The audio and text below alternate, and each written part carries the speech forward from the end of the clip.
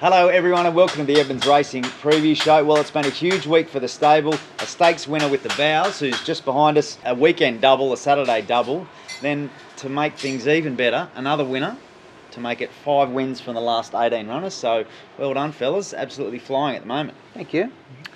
Yeah, stable's going quite well, I think. It's good to see the VOWELS return in such good order with a fairly average run too, and to be able to do that first up, I thought, shows that the horse is on the way. He's certainly well on the way to 5 in a row is very hard to do.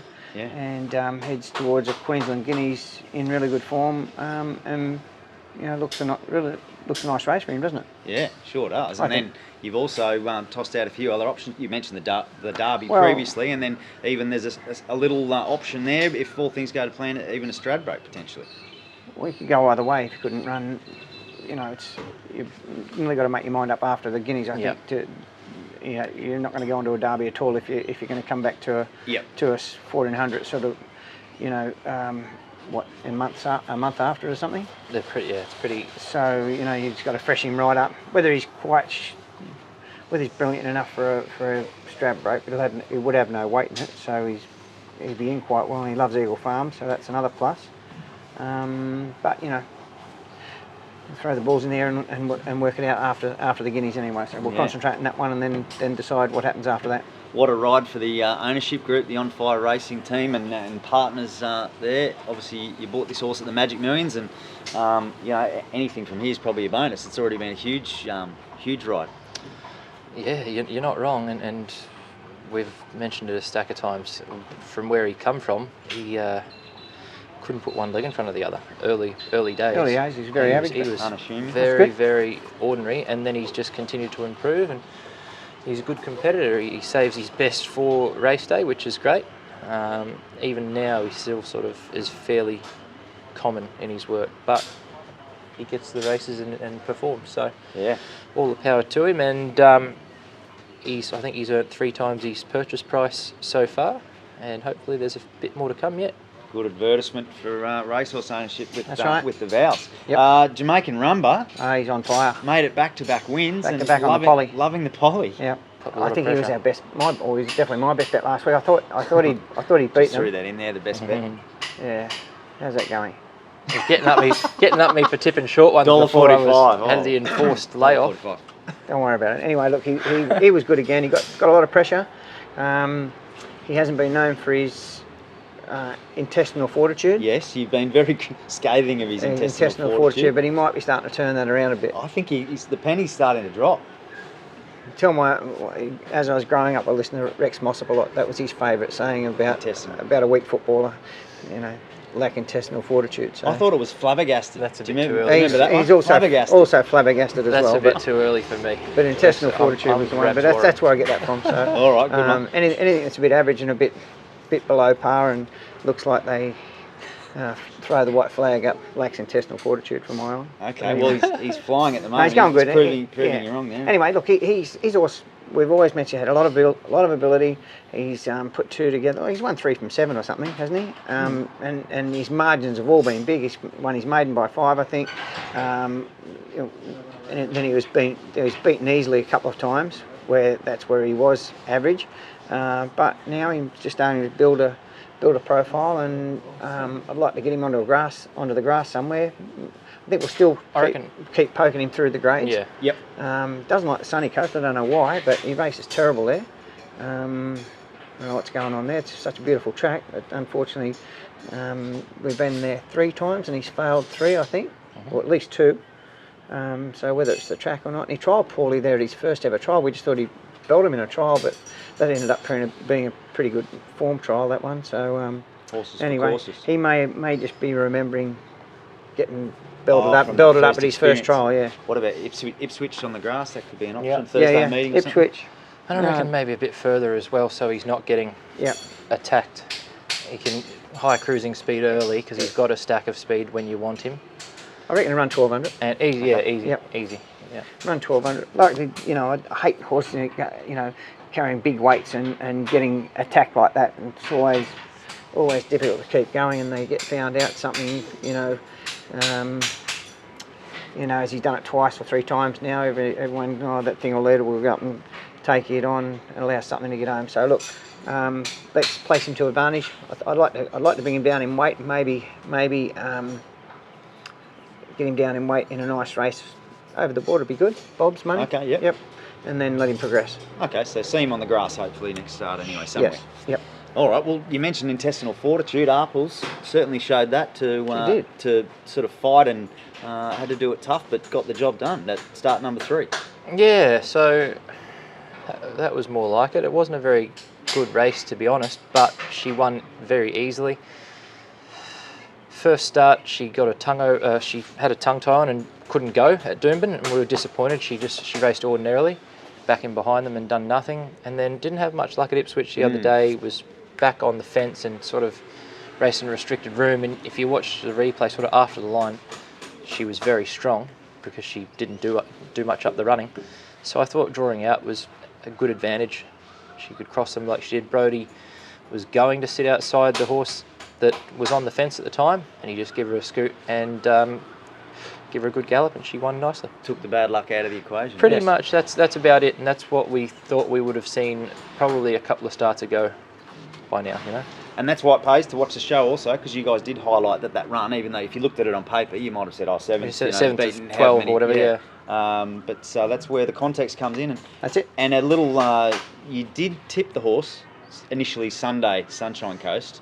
Oh. So it was a different meeting, but anyway, you did give the viewers some context. So half points there. Good.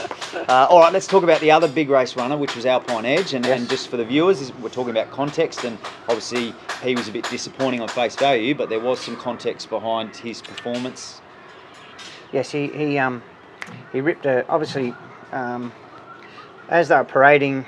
You know, he's such a quiet horse, but when it's time to get onto the track and do his business, he starts to pump up a little bit, which is good. And he got a bit excited going out of the enclosure onto the course proper, and he sort of, you know, he cut the corner a bit, nearly knocked the post over, and stumbled, and he must have trod on his shoe and pulled off cleanly. We didn't know this at the time, so he'd gone to the barriers and then parading around, and the strapper and I are on the outside of the course proper, just waiting for them to jump and watch, and just look down in the grass, and there's a shoe. A shoe sitting in the grass. Yeah, so Forrest says, "There's a shoe there." And I said, "I bet that's our horse's shoe because he stumbled when he went out, went out." But anyway, so we grabbed the shoe and sort of give it to Jimmy Roberts, the curator, was there, and I asked him, did he have a two-way to radio through, and he said, "No, I haven't." With that, I sent him on the phone. I thought he was phoning them, but he was texting or something. I thought he was phoning them, and then all of a sudden they jumped. So I thought, Couldn't get the message through.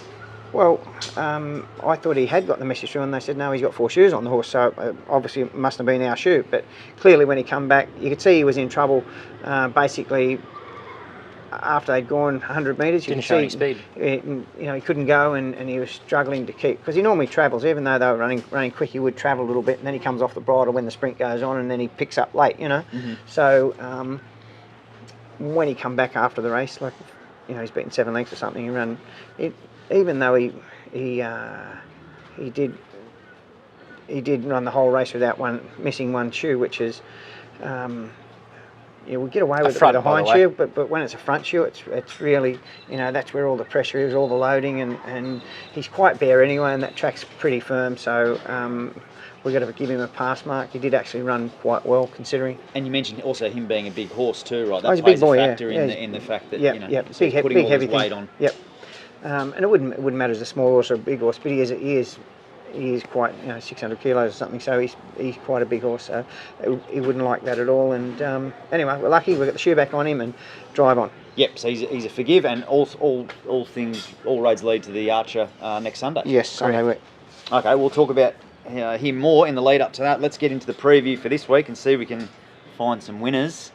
Gold Coast Saturday, Cordyceps Miracle returns to the Poly after finishing up a close-up 4th at midweek metro level last start. On face value, he was ordinary. The other day, I thought up to the 2000 with blinkers on first time, he just pulled too hard early. and that's why we're going short back up, 10 days between runs and just sticking around that journey, hoping that now that he's had a run over that trip, he just races a bit more genuine, and if he can do that, I think he should win, to be fair. Dropping back in grade. Not a great deal else to runners, add. isn't there? Five or six runners. He'll roll forward, and as just that freshness the other day might be knocked out of him, and he's one polytrack run here. His first up run was super. Good. So we just thought the race was on. It come up light with noms. It wasn't an initial plan, but looks like a perfect race for him to win, to be fair. Okay. I'd be, like if he didn't win, you'd be disappointed and probably debating whether or not he deserves to stay here. Okay. All right, well, fair push for Cordyceps there. Control KAOS is the other runner, Tobe, and makes her return to the races. Tried well heading into this one, first up. Yeah, looks like a fairly strong maiden to me. At first looks, I haven't had a great look at it because she's probably going to need it anyway. She's sort of a filly that races back a bit. It's not really an on-speed filly, so she'll be finishing on. I do think she'll need the run and improve whatever she does tomorrow, but all the same, I did think it was a strong enough race to be kicking off. Okay, so maybe might need the run and follow later on the prep. Yep. Okay, then we turn our attention to Coffs Harbour Monday. Trent Call Me Marilyn steps up to the 1200 for her second up assignment, going over the border again and better suited over this little bit extra trip. Sure is.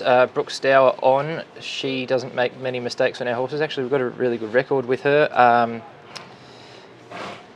I don't think had the best amount of luck first up. Let's put it that way. Okay. Probably should have been a little bit more positive and out of trouble, and found a lot of trouble and basically didn't go to the line doing a great deal. So she'd be on speed somewhere thereabouts and doesn't look like it's that great of a race. So be thinking she can make amends pretty quickly, because it was essentially another trial the other day. She didn't have the best of luck. Okay, good bit of context for Call Me Marilyn there. And then, Tobe, there was Deep Mystique and Maroon Magic, both entered for Class 1. Deep Mystique, who was a debut winner last prep, will just go around. Maroon Magic drew wide, so save for another day.